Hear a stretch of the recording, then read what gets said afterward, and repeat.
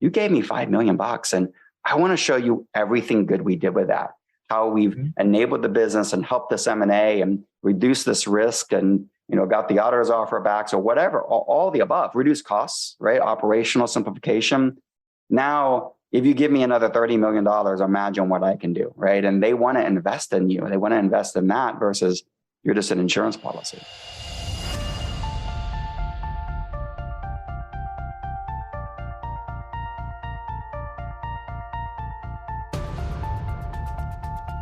This is a Security Weekly production. Security Weekly is a resource of Cyber Risk Alliance. The Cybersecurity Collaborative and Wiz is proud to present CISO Stories. Each week, CISO Stories takes a deep dive on security leadership with one of the contributors to my latest book, the best-selling CISO Compass, Navigating Cybersecurity Leadership Challenges with Insights from Pioneers, as well as from other top CISOs and security thought leaders. The Cybersecurity Collaborative is a unique membership community enabling cybersecurity leaders to work together in a trusted environment. To learn more, visit securityweekly.com/CSC or visit cyberleadersunite.com. I am your host, Todd Fitzgerald, and this week we welcome Jason Clark, Chief Strategy and Chief Security Officer for Netskope, and former CISO for the New York Times, Emerson Electric, Optiv, and some other organizations. I started knowing I wanted to go in the military because I come from a long history of everybody before me, four or five generations were all, lifelong military officers. And I thought I wanted to be a pilot. And while getting my pilot's license at 16 and wanting to apply to one of the academies, all the pilots that I was, kind of around as part of the flight club said, listen, it's great flying, fighter jets, but what do you do after that? And flying anything else, you're just basically, you end up you just end up flying school buses. So I got kind of deterred away from being a pilot as a lifelong career. So they said, look, just do it as a hobby. And so I went into, at 17 years old, the military as a signal and cybersecurity specialist. So it was networking and security was basically what I got trained on.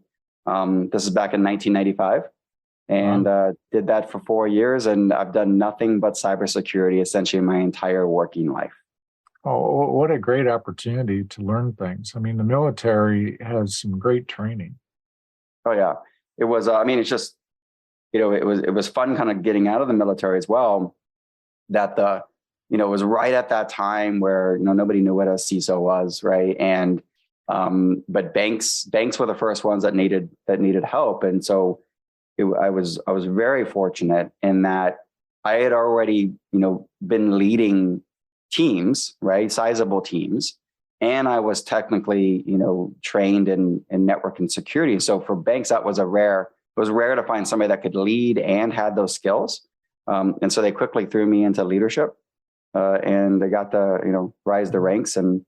At kind of crazy looking back, but at 26 years old, I got hired to be the New York Times as their first CISO for the New York Times right after a compromise, and that kind of was what all lined up, right? That's now 20 years ago. Wow. Yeah. So you've been in this industry quite a while and contributed to the book CISO Compass, Navigating Cybersecurity Leadership Challenges with Insights from Pioneers, which you clearly were a pioneer in the CISO space. And you wrote a piece called Building a Security Vision and Strategy. And you talk about that the vision is the end result of the overall information security strategy. So how do you go about building that strategy? Yeah. So it's, to me that you got to think about what the North Star is, right? What are you trying to get to? What are you trying to accomplish? And then, understanding kind of what current state is, like what's the terrain right now? But you have to have that North Star, and then as you kind of design the where am I at, where am I going? Really, it's just the path to get there, right? And looking at what resources you have at your disposal, what resources would help you get there, And you also have to figure out kind of what speed and pace, right? I kind of break it down. To me, it's that simple. It's like, what's the mission I'm trying to accomplish, and what assets do I have at my disposal, and then what assets do I need to acquire, right, to get me there faster, and in a smarter way. And that's obviously people and technology. And so once you paint that vision of this North Star, or this, what's the mission I'm trying to accomplish, and how that, you got to, obviously very important to align that to the business and make sure, you've listened to the business and communicate it right to business outcomes, right? How is it going to help essentially every business unit, right? And everybody, including the board. And then to me, it becomes, there's a transition then of selling that strategy, right? And selling that vision. And that has to, you have to be creative in that process, right? So that's just because we have a good strategy doesn't mean you get to go execute that. And without execution, right? They say execution eats strategy for breakfast, and it is true, right? There's lots of good ideas out there, but it's all about the execution. You have to sell the idea, and that is aspects of marketing and selling. And there's a lot to be learned. I tell every security team, CISO out there, like, read sales and marketing books. It's really gonna help you. In fact, when I became a CISO in one of the companies, the first hire I made was a sales and marketing person to help me. And it was about, we had 140,000 employees, and I needed to communicate kind of this vision, right, to the board and right to the entire company and to IT, all differently. So what are some of those little marketing tips that we could learn from as CISOs in trying to sell that strategy? I think, so one, you have to think about, you have to communicate in their terms, right? And so you have to really have empathy to understand what they care about, right? And you want to make sure you're listening to them, but then you want to inspire them behind a mission that everybody is you want to extract emotion and feelings, right? And you can do that with multiple different ways, but you want to try and kind of get people aligned on the security culture aspect, right? And so also, people all hear and learn things differently. Some people, it's you publishing a bunch of newsletter, right? Others, it's inspiring them with a big, kind of all hands talk. So one of the things I always say is you need to be on the all hands for your CEO has to say, this is a very important project, right? And so that's what I've done in every company. I've asked the CEO and said, if you want me to be successful on an all hands call, I need you to say, this is a top 5 initiative for this company. And it is a personal project, a favorite project of mine, and I'm getting it regularly updated on the progress. So that's that obviously provides a lot of good marketing, right? Because you ever get any resistance from the CEO and getting them to do that? I never have. Otherwise, it's kind of like, well, then if you're not going to get behind it, then I'm in the wrong place, right? I mean, then let somebody else go do that job. So I think it's just being confident, and obviously that has a lot to do. If I did have a CEO that gave me resistance, I probably would go get a different job, because I'm going to get resistance on lots of other things I'm trying to do. I'll tell you one other interesting thing is I've researched strategy a lot, and I had a professor when I was getting my MBA at WashU. I thought that's all he's done his whole life is strategy, and I said, look, what's the best way to kind of put the strategy together? And he said, look, start looking at a strategy canvas. And he actually told me to go look at, the strategy for that Walt Disney put together. And it was a visual strategy. And it showed, everything is about just kind of centering on your core, right? And the core for them was the cartoons, around Mickey Mouse, right? And then all the other characters. And then what else could they do with that? Well, they can create TV shows from these. They can create all sorts of toys and characters, and they can create a theme park. And it was just on and on and on, this grand vision, but all centers on a core, right?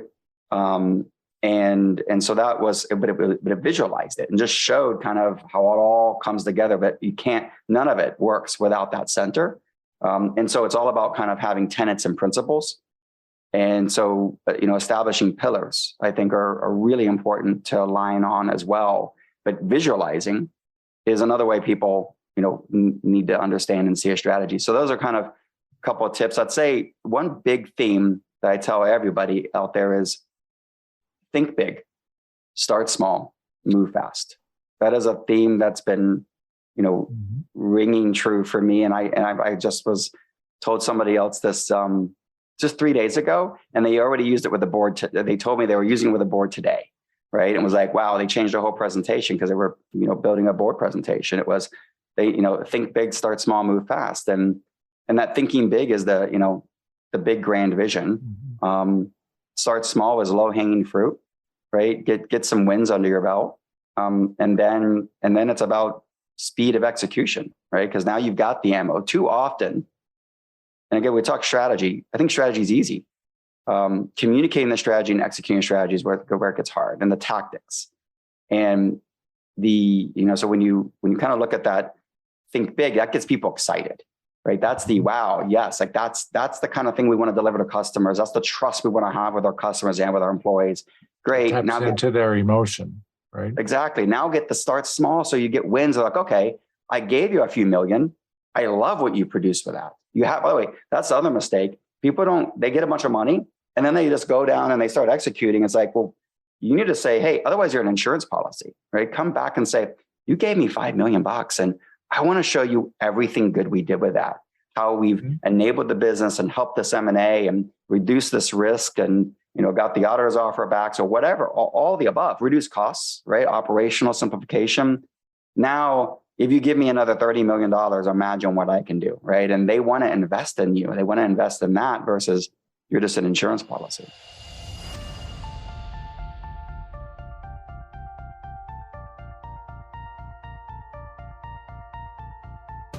The article this podcast is based upon can be viewed in the best-selling cybersecurity leadership book, CISO Compass, Navigating Cybersecurity Leadership Challenges with Insights from Pioneers. It sounds like great advice. So how do you, when you're building this strategy, and you said that you want to look out like 5-10 years, in a world that is changing so fast, and it's hard to look beyond 3 years, if we can even do that. I think the pandemic clearly taught us that. How do you get good information, and what level of precision do you really get around this 5 to 10 year time frame? Good question. So I'm going to give two examples, okay? And I'm going to give a security CISO example, right? And I still, I run, our SOC is 5 minutes from me here. We have 65 people sitting here in St. Louis, and but also I'm in charge of strategy and over marketing for Netscope. So I'm going to give you two examples, a business example and a security execution example. Grand strategy for security is protect data. Right, like that's the most important asset. That's why it used to be called information security. Now we call it cyber, but it's information, right? And that's our job, is to protect the data. Yes, there's other stuff, right? There's resilience and things like that, but data is number one. And if we remind ourselves that, and then and then that strategy is all about making sure that we're protecting that data and are making sure we're driving good custodianship of that data. And then you start assuming, well, that data is going to go everywhere. It's going to be in the cloud. It's going to be on mobile. It's going to be in the data center. It's going to be with third parties. Well, that's all true, right? And that's not going to change in the next 5 years. What's going to change in the next 5 years are the types of clouds, types of apps, types of devices, the physical location of those things, right? And so that is more, okay, well, I need to have a grand strategy that I can know where my data is flowing, where it is, and what risk it is around it at all times. And I need to build a structure that can bring those signals in and make decisions for me. So now everything just becomes more tactical decision. My team knows that's job one. And so every new app and every new site and every new M&A and every new data center, it is all about, they center on that. And then they now have empowered them to make tactical execution decisions in the name of that, right? And so we will be constantly changing. COVID drove that change, right? In a significant way. It changed a lot of people's strategies, caught a lot of people flat-footed. We'll use VPN as an example, right? And so you have to make the decision between, do I backhaul and provide bad experience with some security, or do I, not backhaul and just let them loose and, prey on endpoint security that doesn't know anything about data, right? Do you think a lot of companies, not to go off too far on the COVID side, but do you think a lot of companies just did more of what they were already doing, or were companies investing in different technologies altogether? For the most part, you can see it in all the numbers of, if you look at the numbers of the, the Fortinets and the Ciscos and the Palo Altos of the world.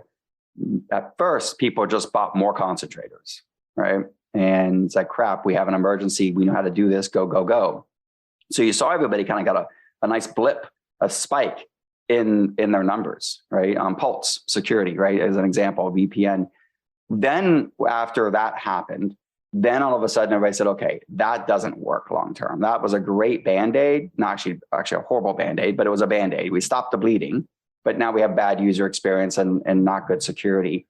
And so then everybody out there is basically looking at, secure access services edge, right? Or secure services edge and ZTNA to be the long-term solution. And everybody's at a different stage in that. Some people are 10% deployed to 100% deployed. So at first the answer was, I'd say 20% flipped to new technology, most Band-Aided, but everybody's, on the long-term strategy now, right? But if we think it's all about providing users, fast access in a secure way, where controls follow your data and user where they go, because we don't know where they are, then if that's your strategy, then you just have to build the architecture and the tactics around it. And you're going to be there's not much that can be thrown at you that you wouldn't be able to deal with, right? And so using a business example, that same thing, because I do business strategy as well, right? And that's been my job for, I flipped from security to go be a chief strategy officer and be chief security officer, 12 years ago. And so, kind of for a bunch of big companies, and in that, it's exactly the same. It's saying, okay, what's our grand vision, right? So for Netscope, as an example, right, we see there's a $36 billion TAM that all network perimeter security. Eventually, people are not going to continue to buy these boxes, right? Eventually, they're going to realize when it's in the cloud, it changes my leverage point, right? Of how I can secure broader people all over the world. If I have my security in the cloud in 50 different places all over the world versus sitting in a data center, my life just became easier. What I'm providing my customers becomes easier. So for us, it's just saying there's this big TAM. We know long run, all these things are eventually people are going to realize that it's just a user going to an app. That's it. It's a user going to an app and there's data being accessed. Why does it matter if the user is going to, if it's cloud and I need a CASB solution, or if it's web and I need a web solution, or if it's VPN and I need a ZTNA solution, or if it's Telnet FTP and I need a firewall solution, right? Those are all different solutions, but isn't it just a user going to an app? And why aren't we just saying inspect once in one way versus these disparate solutions? And that logically just makes sense to everybody, right? When you explain it. Well, that's kind of saying, hey, we set this vision and strategy that's going to happen. It's our jobs to help evangelize and drive that. Now it's a matter of what speed and pace does the world change, right? And how do we build those capabilities? And how do we take it to market and create awareness around it, right? And make sure that those technologies are, best of breed, right? So it's like, that's not going to change. It's all this on-prem money of data security, network security that eventually we know leaves on-prem, right? To be not that it doesn't secure on-prem, but you can't, if you have an on-prem security solution and a cloud security solution, you're basically treating them like they're two different worlds. But the reality is everything's coming together. It's all one. Yeah. And so you should be in the center. Otherwise, you're stretching your security program like a rubber band, right? And that, creates friction on the business, friction on your team, and ends up breaking.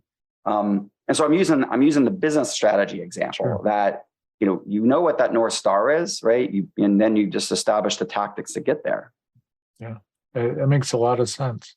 So this has been great, Jason. Before we leave, what sort of final advice would you give to new CISOs, emerging CISOs, current experienced CISOs as they go about this journey of building strategies? Yeah, I think nothing very new here, right? I think if you probably asked any 20 CISOs from that have done this many times, or it'll be all similar, right? Similar answers. And I think most importantly, it's understand the business. That's the first job. Know what your business makes. Know how they produce the service or product. Know how they get cash in the door, right? So order to cash process. Just really understand what happens in finance and what happens technically in the company. Look at the before you really start diving deep into the technical stack to it. What matters is the business. And I always say there's a really important sentence that I tell every kind of new CISO that I might be mentoring. And there's, I kind of ask them, what's the purpose of your business? In the end, what's the purpose of every business, right? And it's to acquire and retain profitable customers. That's really that simple. That's the purpose of every business. And so I say to them, I want you to understand how your business acquires, which is sales and marketing. You need to be tight with them. You need to understand the retain part, which is the services and the support structure to the product or whatever they're offering, right? And then the being profitable part, right? That's the efficiency of how you deliver, right? And so you have a role in all three, because the trust of security, because if you get compromised, it's going to hurt retention and it's going to hurt acquiring as well, right? And it'll definitely hurt profitability because you'll have to spend more and probably have some fines, et cetera. So if you can align to those three pillars and then build your strategy and communicate your strategy, aligning to those pillars, plus then, what resonates with the business, what key objectives they have, then you're going to win, right? You're going to be very successful. And I really like that. We weren't talking about number of incidents. We weren't talking about vulnerabilities. We weren't talking about how many systems we just patched. We didn't talk about any of that just now. But this is something that would really resonate with the board. Yeah, absolutely. That's what I talk to board members all the time, CEOs all the time. And, I sit on a bunch of boards, and that is, there's a frustration that they get whenever the CIO or the CISO will kind of come in very, very technical, right? And there's a little bit, they get torn a little bit because sometimes there's that one board member who does like getting technical or has been through a breach in another company, right? And so they have this laundry list of questions that they want to start asking, and that's great. I would do that you need to be one-on-one with them. You need to answer all those questions, not to drag the whole board into this technical conversation, right? Mm-hmm. Build a one-on-one relationships with that one or two board members who get, and they're going to be your best friend as well, right? But in the end, the most important relationships is not the board. The most important relationships are the executive team, the CEO, and your team executing. Most boards truly have the power to influence, but it's mostly they have the ability to hire and fire a CEO, right? And so I do see people make a mistake of putting too much influence on the board or too much energy towards the board. They just need the board to feel comfortable. The selling really is the exec team. Mm-hmm. Yeah, I think that's great advice. Thanks, Jason, for taking the time. I know you're a very busy guy, so thank you very much. No, happy to be here. This has been fun. Thank you. Wiz is on a mission to help every organization rapidly identify and remove critical risks in their cloud environments. Purpose-built for the cloud, Wiz delivers full-stack visibility, accurate risk prioritization, and enhanced business agility. Wiz connects in minutes using an agentless approach that scans both platform configurations and inside every workload. We perform a deep assessment that goes beyond what standalone CSPM and CWPP tools offer to find the toxic combination of flaws that represent real risk. To learn more about Wiz, please visit securityweekly.com/Wiz.